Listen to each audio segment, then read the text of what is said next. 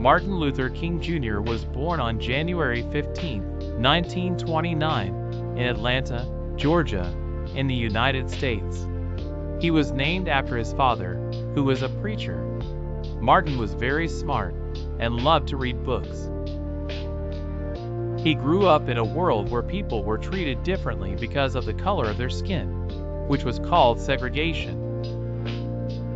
Segregation meant that African Americans, like Martin's family, couldn't go to the same schools, restaurants, or even the same bathroom as white people. They had to sit at the back of buses and couldn't vote. Martin knew this was unfair and wrong. When Martin grew up, he became a preacher like his dad and started speaking out against segregation. He used his strong voice and powerful words to tell everyone that treating people differently because of their skin color was not right. Martin Luther King Jr. became the leader of a big movement called the Civil Rights Movement. The people in this movement wanted all races to be treated equally. Martin believed in peaceful protest, which meant he wanted to stop segregation without fighting or violence. He organized marches, gave speeches, and helped people understand why everyone should be treated as equals. One of his most famous speeches was the "I Have a Dream" speech. In that speech, Martin talked about his dream for a world where people wouldn't be judged by the color of their skin, but by who they were inside. Martin Luther King Jr. showed everyone that if you believe strongly in something, you can change the world. Because of his hard work, laws were changed in the United States, and it became illegal to treat people differently because of their race. Sadly, Martin was shot and killed in 1968, but his dream of equality continues to inspire people to work together for a better, fairer world. Martin Luther King Jr. is important because he fought for equality and justice without using violence. His actions and words helped change laws, and his legacy lives on as people continue to work towards his dream of a world where everyone is treated equally.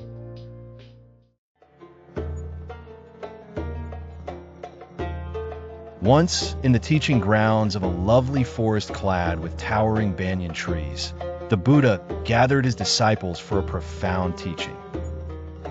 The sun poured gentle light through the dense foliage. Patterns of light and shade dappled the earth, and the serene stillness of the forest enveloped them all. The Buddha stood beside a grand banyan tree, its gnarled roots sprawled above the surface, and its mighty branches reaching across like great arms, and began his discourse. Behold the mighty banyan tree. It appears to us as a single entity, strong and independent. But observe its roots, myriad and entwining, delving deep into the earth.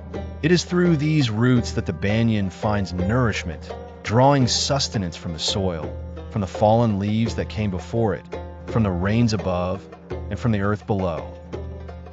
In the same way, the Buddha continued, all beings are deeply interconnected. Just as the roots of the banyan are hidden yet crucial, the actions, thoughts, and conditions of one affect the whole. One life supports many others, and many others sustain one.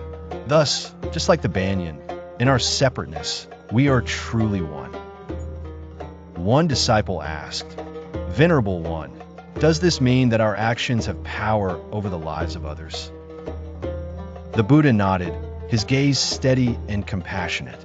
Indeed, just as the roots of the banyan seek water during a drought to sustain the whole tree, your thoughts, words, and deeds perpetuate a network of cause and effect that ripple across existence. Therefore, cultivate compassion, understanding, and right action, for these are the waters that nourish the tree of life.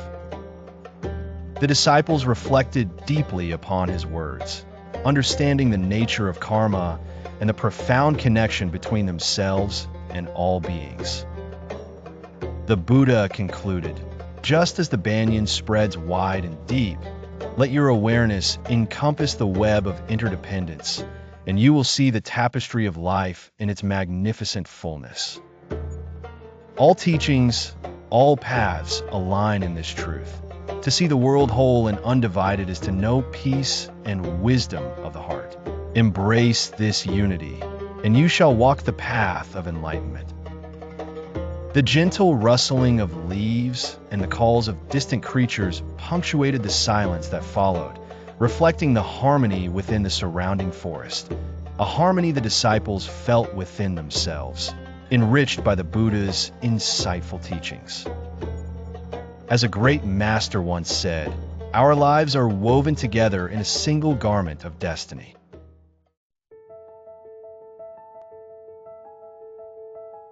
Amidst the turmoil, let your inner peace be the eye of the storm. The greatest weapon against stress is our ability to choose one thought over another. William James. You don't have to control your thoughts. You just have to stop letting them control you. Dan Millman. Keep calm and carry on. Unknown. Panic causes tunnel vision. Calm acceptance of danger allows us to more easily assess the situation and see the options. Simon Sinek. Remain calm, serene, always in command of yourself. You will then find out how easy it is to get along. Paramahansa Yogananda. In the midst of movement and chaos, keep stillness inside of you. Deepak Chopra. Stay calm and let your spirit guide you through the storm.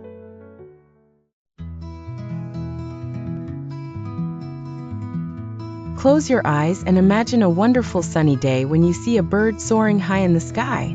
And then you might wonder, how do birds do that? How do they fly up and away? Well, let me take you on a magical flight through science to answer this fascinating question. Birds can fly because they have wings and lightweight bodies. Their wings are cleverly designed to slice through the air. But the real magic lies in something called lift. Lift is like an invisible helper that pushes the bird up into the air, allowing it to stay flying. Let's dive a little deeper to understand how this works. Imagine sticking your hand out of a moving car window.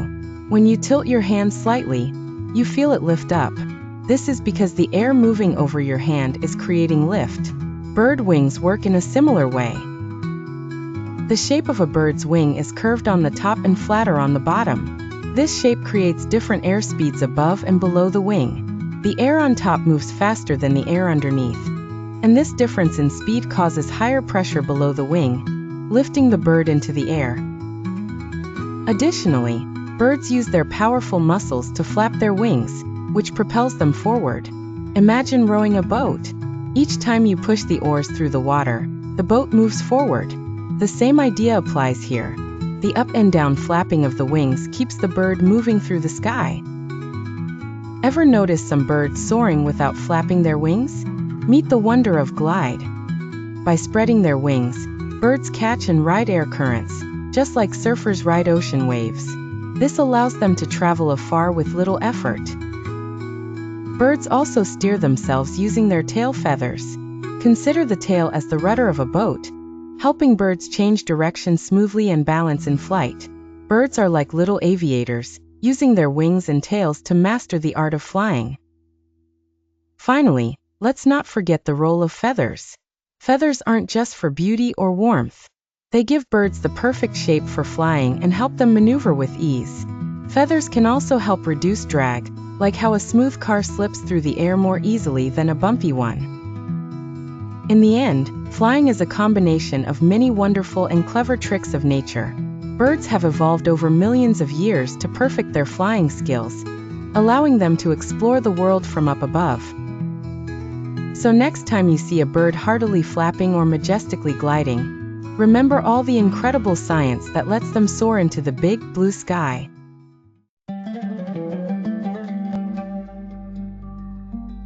The Roman Empire was one of the greatest and most powerful empires in world history. It lasted for many centuries and changed the world in many ways. However, like everything else, it eventually came to an end.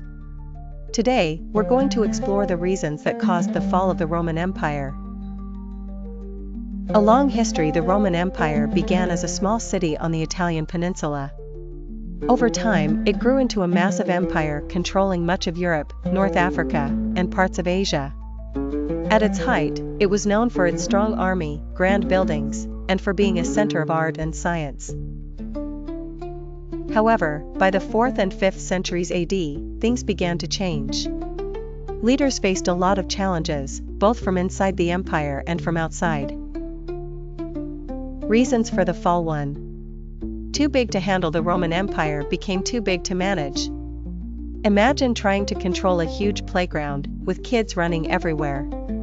It was hard for Roman leaders to communicate and make sure everything ran smoothly across such a large area. 2. Internal troubles inside the empire. There were many problems. There was corruption, which means that some leaders were dishonest and cared more about themselves than the people. This made the citizens unhappy. Also, the Roman Empire's economy wasn't in the best shape as taxes were high and there wasn't enough money. 3. Invaders. One of the biggest problems was invaders. Many groups of warriors, like the Visigoths, attacked Roman lands. The Visigoths even captured the city of Rome in 410 AD. 4. Splitting the empire in hopes of making it easier to manage. Emperor Diocletian split the empire into the Eastern and Western Roman empires. While the eastern side, known as the Byzantine Empire, stayed strong for a while, the Western Roman Empire weakened. 5. A series of poor leaders. As the years went by, the Western Roman Empire had a lot of leaders who couldn't make things better. They were unable to stop the decline. Ending of an era. Slowly, city after city began to fall to invaders and internal troubles. The last Roman emperor, Romulus Augustulus, was overthrown in 476 AD. That year is usually marked as the end of the Western Roman Empire. However, the Eastern Roman Empire or Byzantine Empire continued for almost another 1,000 years. A great legacy. Even though the Roman Empire fell, it left a great legacy. We still see Roman ideas today in laws, buildings, and even languages. Many of the languages we speak today come from Latin, the language of the Romans. So, although the Roman Empire came to an end, its influence carries on, reminding us of its incredible history.